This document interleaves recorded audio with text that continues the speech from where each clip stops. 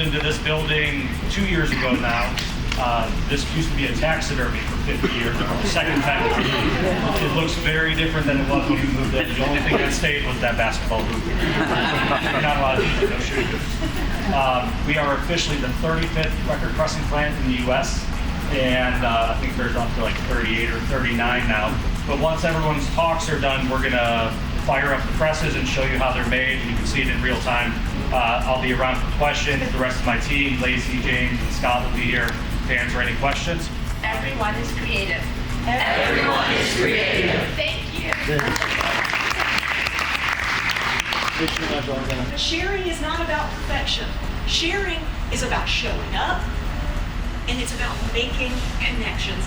Even if those connections are a little bit messy, or we haven't figured out all the details, or anything like that. If we wait for perfection, it's like waiting for Godot. You're just gonna keep waiting and waiting and waiting. Y'all, I am so glad somebody laughed. I was like, this is really showing my nerd side to like make a waiting for Godot illusion here. But so thank you, team. Creative margin doesn't have to be a creative endeavor. I can find it while I paint a room in my house, walk my dog, commute even here in the morning, although I practice things so I didn't. But you know, you could in the car. It doesn't have to be some sort of hobby or activity. And so for 2025, as a worker, I'm gonna be productive and finish my book, hopefully. But as a creative, I'm going to declare that rest is productive. So sorry to interrupt, but I wanted to be the first person to congratulate you. And I handed the woman that bottle of Pinot Noir. Turned on my heel and walked away. And as I did, I heard her accusing her fiance of planning my little cameo. And him swearing to God that he had no idea who I was. And that made me smile. I don't know if they're still together or if they ever even got married, but I do know this. Every time someone asked about their proposal, they talked about the random that happened to be walking by with a bottle of wine.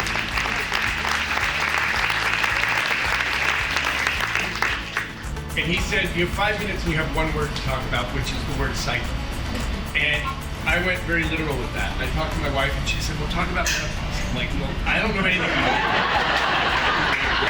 But literally, I know a lot about cycling, because I may not look like it, but I've been a bicyclist my whole life, and it clears my mind. It's a moving meditation.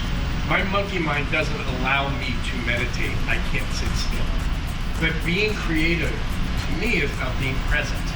And being present requires you to listen. And I begin to listen when I slow down, when I quiet down. My personal definition of to learn is to change one's behavior. So if you take a workshop, you will leave with a new perspective on sort of the giant scale of nature. I am Rick Gardner. My brand is Binky and Bell. I sell my art, I give a percentage of all my sales to a local rescue or shelter and some national organizations. Unfortunately, every day, hundreds of dogs and cats are put down due to no fault of their own. One of my goals is to help eliminate that and work with organizations that believe that that shouldn't be happening. And my project is a series of 64 flash or micro essays that explores this duality between separation and unity, between individual and community, between being separate and yet being part of, embedded even, the universe as well. A little nervous about today, so I brought her with me. This is Sam. Ever since we met over a decade ago in college, Sam and I have looked for ways to orient our lives around each other. Because when you think about it, society is full of rituals and traditions that allow us to honor our romantic partners. But what about our closest friends? These relationships can be just as enduring as spouses or family, if not more, but rarely get prioritized in the same way. It may feel a little silly or a little vulnerable to do something like this, but often that's how we get closer to the people we care most about. So here's to forever.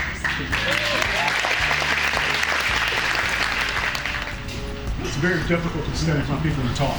Can we all agree on that? Like, is there anybody that would not do this? I'm not really quick, a couple of things I need from you. Number one is, I do not need you to listen to me as an adult. I need you to listen to me as your 8-year-old self. A lot of us, myself included, are struggling in so many ways. Will we share it? Not always. It's very hard to go in front of people and say, you know what, I'm not okay. I know at the end of the day, I'm a human, you're a human, and that's where we connect. Thank you, guys.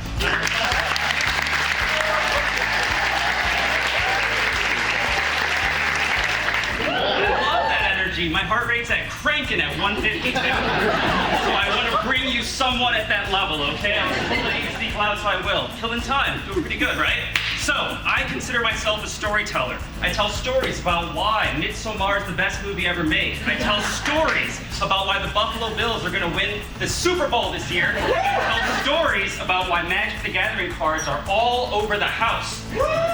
All over the house. No, really? I consider myself a storyteller in short stories. If you're working in a creative field, it's important to let other people know what's your creative journey? What does that look like? What will excite you and what will cause that raw emotion? In order to bring myself out of that really dark place of disability and despair, I invested my faith in my creativity. I started experimenting with my sculptural pieces by using acoustic noise deadening materials. And I began prototyping these ideas, and I began sharing them online in my studio email newsletter and on Instagram. And one day, someone responded to my studio email newsletter, and they said, I would love to make a connection with you, or for you, with this company called Unica Vev, who is a national acoustic product company. My focus as an artist isn't to debate anyone about health or beauty or how you want your body to look. I want to make art about my experience of living in a fat body in an anti-fat world, and to work towards creating a more accepting world. I want to create sculptures and quilts of fat bodies, layered with quilt patterns, reflecting on how traditions are shaping us. And over the course of a weekend, I said, you know what? It's going live on Monday. I spent all day Saturday working on it, all day Sunday, put out a website that was probably 50% of what I wanted it to be, but it was live on Monday. And guess what happened? Everyone loved it. Everyone was like, this looks so good. This is amazing. You know, of course, there's still critics out there. Of course, it could be better. But what I've learned is this. Perfection inhibits progress. I just wanted to remind all of you all that you are great as you are, and doing the best you can, and putting yourself out there is what really matters. And I encourage you all to do that next year.